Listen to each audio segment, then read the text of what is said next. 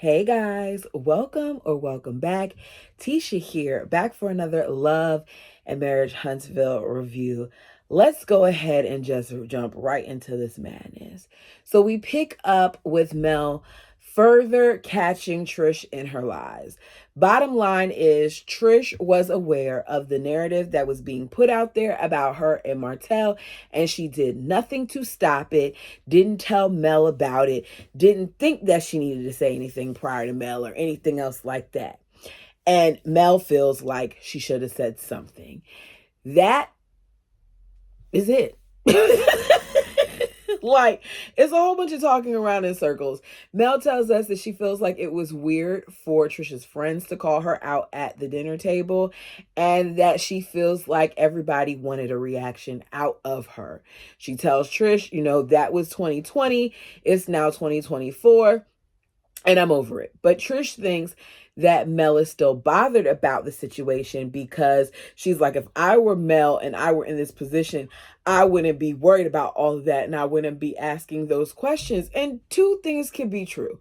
I feel like Mel is over Martell, but I feel like Mel is still very much so trying to put things together to not just find out what's going on, but to prove some of the things that Mel's been saying all along, which is that Martell very much so couldn't be trusted and has done far worse than what we know. So Trish talks about how if she was in her shoes, she wouldn't be worried about it. Well, girl, we don't even know what you're talking about half of the time. So whether or not you be worried about it doesn't matter. So Trish, after the conversation, ends up inviting Mel to her son's college party or the kids' college party. I'm not really sure what it is because she's saying that it's her son and her daughter's party, but there's a whole bunch of pictures congratulating her son with the cap and gown, wanting to celebrate him. And I just, I'm not quite sure what it is. It wasn't really giving graduation party to me. Didn't even really give party to me. Like, where was the music and the games and stuff? I don't know. Maybe they played it and we just didn't hear it. So she tells her it's going to be calm. There won't be any drama. She's more than welcome to come. And I guess that Trish wasn't really thinking about the situation because before we even got to the end of the episode, based on the way that these people have interacted with each other in the few scenes that we've seen them together, it's clear that there's a lot of drama there and that there would be drama at the party. So we see Nell and Chris, they're at his new establishment. He's going to have his business at what used to be a barbershop. It's on the north side and it needs some work. Martell arrives because at this point he can only film with, I don't know, Destiny and the Fletchers. And Chris mentions that, we're bringing stuff back to the north side. I met up with Marceau the other day and he's doing things on the north side as well.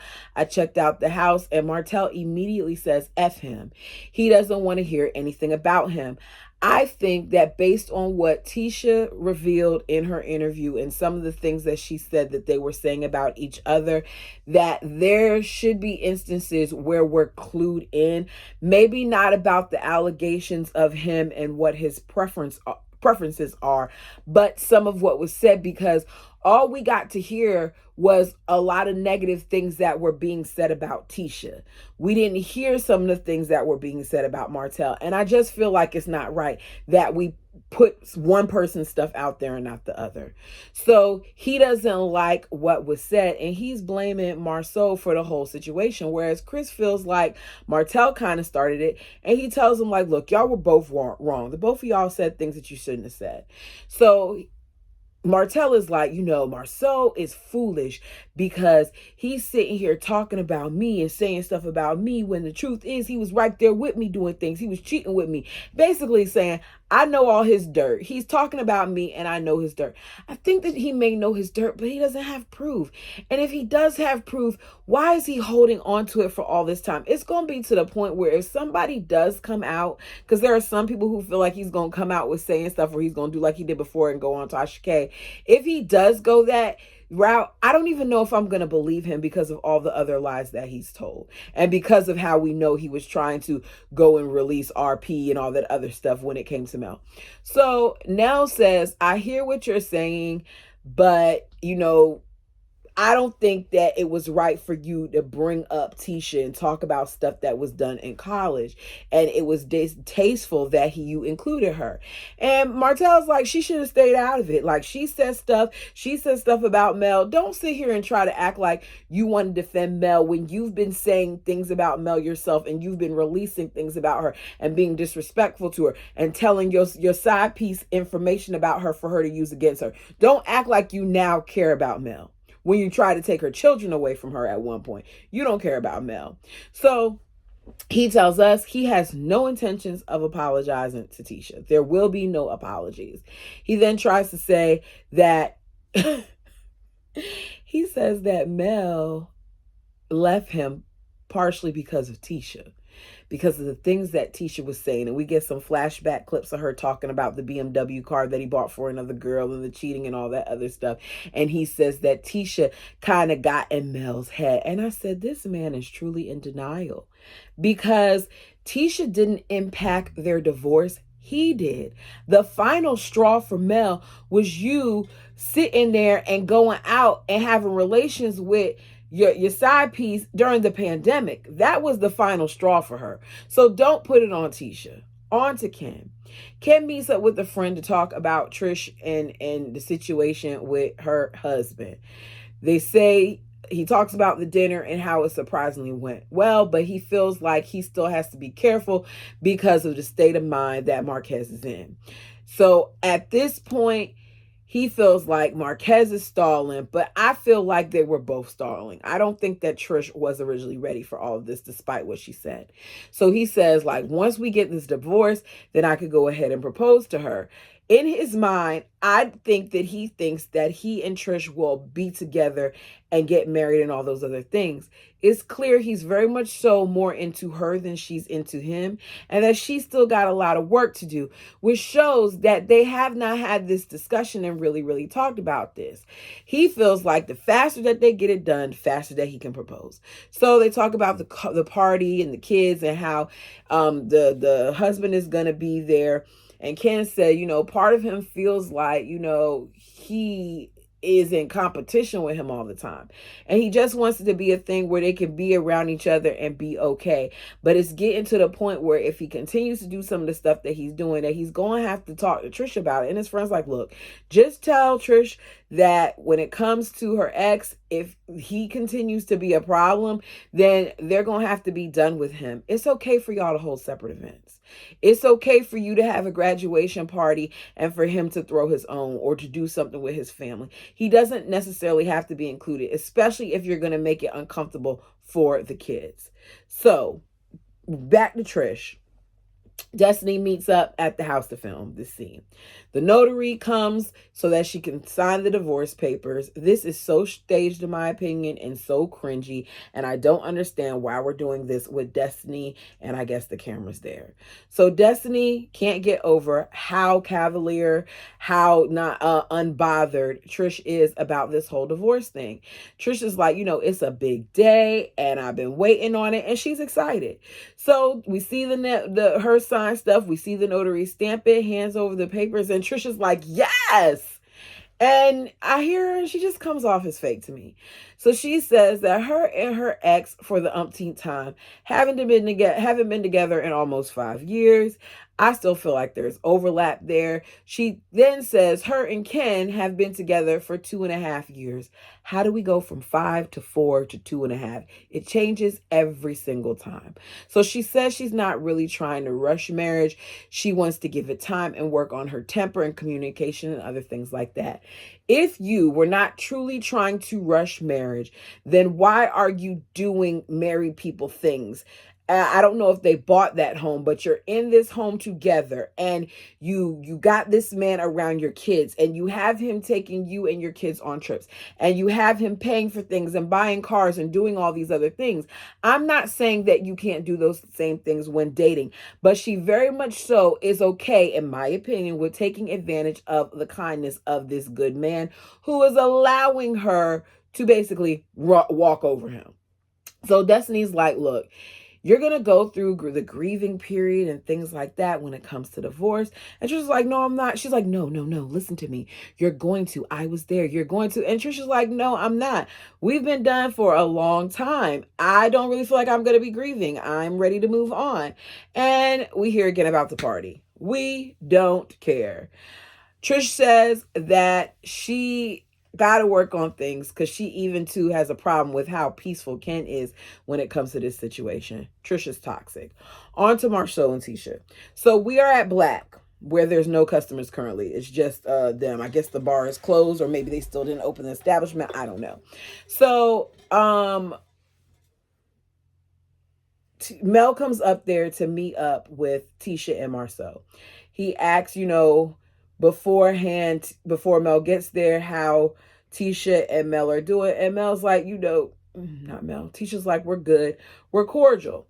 Tisha says that she's already kind of like on guard because she feels like whenever Mel has something to talk about, it's not good. We get flashbacks of that. So she starts off, Mel gives each one of them a hug, sits down, and she says, look, Tisha, you, me, and Kimmy, we agree that if we have a problem with one another, that we're going to talk about it and we're not going to do what we've done in the past. We're going to communicate and whatever.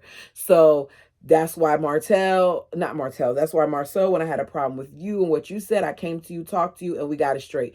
And now I have something else. She's like, I'm here because I got a text from Martell. The moment that she said it, my antennas went up. Because if she got a text from Martell, let me read the text first, which said that, basically Tisha and Marceau were saying degrading things about her at Destiny's adult field day event. She got a text that said that, meaning right there and then, before all the other things that have happened, that man violated the no contact order, even before his most recent violation. You text Mel to tell her about the Scotts so that you could kind of try to sick her on them. But Mel doesn't do like what she normally would do. And Mel says, I didn't respond to him because he's not even supposed to be reaching out to me unless it's about the kids. There are so many times, and Marceau kind of says it later on, where Mel defended that man to the point where she was defending him even when he was wrong. So I think that he thought that this would be a situation where she would do that again. But Mel's no longer playing that role. So Marceau's like, look, we said stuff, but nothing was about you. And then Tisha reminds her, like, you did say something about her. She's like, okay. He says, okay, what I said was that he's the type of person that would call me and ask me if I did something with you, that he's done that before. And we get a flashback of it. He says he brought up that to show the type of person that Martell is, that he would be crazy enough to ask that question. It didn't have anything to do with Mel. She says, something told me when I saw that text message not to run with it. And I'm glad that I didn't. I'm glad that I came to y'all and talked to y'all about it. They feel like at this point, he's doing the same thing that he's been doing for 6 years. Interesting how it changes when it's on them. So Mel's like, he lied so much and lied about so many different things. And he be so passionate about the things that he said, where I felt myself questioning myself about like, okay, well, did he do that? And Tisha's like, that's called gaslighting. It is, and a lot of them do it. She feels like, the Scotts are now beginning to see some of what that she dealt with and why there were times where she didn't tell them as much, because she's like, he was running around telling them all these different things, but I kind of sat back, and because he was running around and telling them things, they kind of saw it from his point of view. But at this point, it's different. They all say that they want him to do better and they want him to stop. And Marceau's like, what Martell thought was that he could probably tell Mel that and form an alliance with her and that she would fight his battles. But, it's not doing that. So he says, his thing is that since everything has happened with Martell and Mel, he has been trying to be there for, Martell, and he's been uplifting him and even gave him work and even loaned him some money. And Mel said, wait, what? They fill her in about some of the stuff that he said at the party about the cheating and all that other stuff. And he's like, it's the same stuff he's been saying all this time. And at this point, I no longer care. And Mel says, I can tell. They don't hang out with Martell anymore.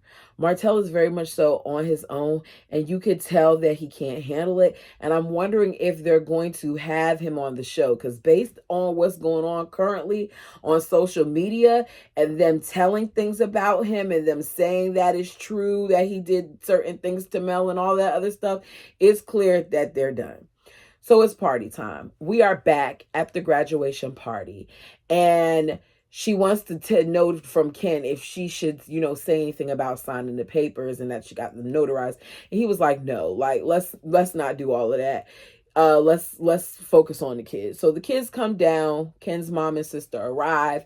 He claims that he's met a lot of people on Trisha's side, but this is their first time having their families together. These people lie so much, because I thought we were told in the beginning of the season, last season, or whatever, the way they ended it last season, that Trish didn't even tell some of her siblings, her sisters, about this man. So how is it that he met all these people when they didn't even really know about him? So Destiny arrives with Lance. The Scotts arrive together. Scotts 2.0, not Tisha and Marceau, but Kimmy and Maurice. And the Fletchers arrive, and then Marquez arrives. Now Ken says that Marquez's energy, or whatever the M's name is, I'm so tired of all these M's, was off when he entered the party. But Ken's was off too, because the moment you saw him, you said, oh, here we go. So he walks in, he speaks to everybody. I don't see him speak to Ken, but he speaks to everybody. And Ken's like, looking at him, acting like, it's his home. This is what he does. Like, he's acting like he's the one throwing a party. I don't think him saying hello to everybody is him acting like he's throwing the party. But whatever. So Marquez, according to Ken, struggles with not having control. And then I see that Marquez is part of the problem too, because he wants to take a shot to being the bigger man and the wives, and it's really, really weird. How about you do a shot to your son graduating and going off to his next stage, which for him will be college? He then pulls Fletcher and Lance and Maurice to the side to talk about Trish and how he's low-key triggered with Ken and how this is hard and he wants support and advice. And I'm sitting here, and Chris is too, like, you don't know these men, so how are you having these conversations with them? It's weird. And Chris says this is weird. He says something about being a mentor. Chris, we don't need y'all to keep telling us you're a mentor. It is what it is. He says that, he saw that in 2017, Ken was texting her. I believe him about that.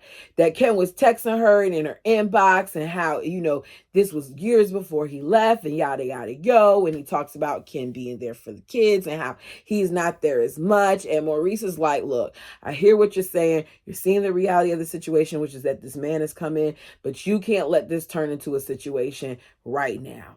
So Mel then comes in with her cards and her cornrows, and Trish is, letting Mel know that she got the divorce papers signed and finalized yesterday. And Mel's like, don't tell him that today, not at your baby stuff.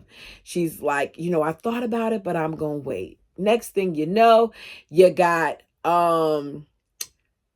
Marquez coming up to Mel and Trish, and he's telling Mel that he's never been invited. And she's like, yes, you have. You've even been inside. And you've been in both of the kids' rooms.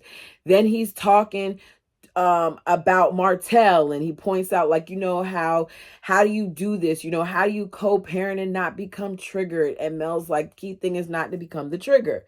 She then brings up how some of the energy that Trish is having right now is triggering. Mel, you ain't need to say that. But this is part of the stuff that people don't like about you, but you say it. And then she's like, maybe you're feeling it because I'm feeling it.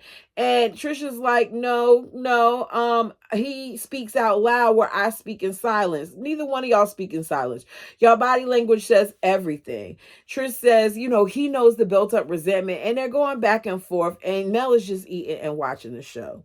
Ken then has the kids up there and him and Trish. if you really want to make this man feel included, if you're really trying to make this a situation where you're not making this a thing, that you're not going to be telling people like Trish did that you pay him money and all those other things, what you're going to do is you're going to ask him to come up there with you so you all can speak, period. But that's not what they do. They all take turns pissing off each other. So Ken says, I want to thank everybody coming to celebrate our kids.